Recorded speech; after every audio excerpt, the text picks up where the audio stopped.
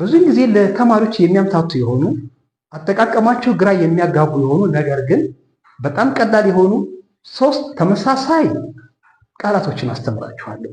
እነሱ ማን ናቸው? does, do and did። ማን ናቸው? does, do and did። very good, very good, very good. So listen carefully. Now, first, what are these of does and do? Does and do are a purpose used to make simple present tense for singular and plural subjects. does እና do ለሲምፕል ፕሬዘንት ቴንስ የሚያገለግሉ ነው። ለነጠላ ቁጥርና ለብዙ ቁጥር ያልተ ነገር ባለቤት ለሆኑት ያገለግላሉ። እነዚህንም አንድ በአንድ ማየት እንጀምራለን ማለት ነው።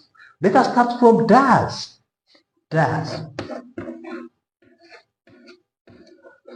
Look, does is a word used to make a sentence for singular subject. he does, she does, it does እንላለን ማለት ነው። ለምሳሌ look እንግዲህ ነጠላ ቁጥር የሚባሉት it does.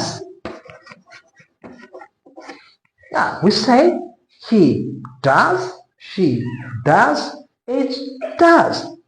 We don't say he do, she do, it do, because do is used for plural subjects. For that case, does is used for singular subjects for he, she, and it. አሁን እዚህ ላይ he do ወይም she do ወይም it do አንድ። ምክንያቱም do የሚያገለግለው ያልተ ነገሩ ባለቤት ብዙ ቁጥር ለሆኑት ነው ብለናል። ከዚህ አንፃር he does, she does, it does እንላለን ማለት ነው።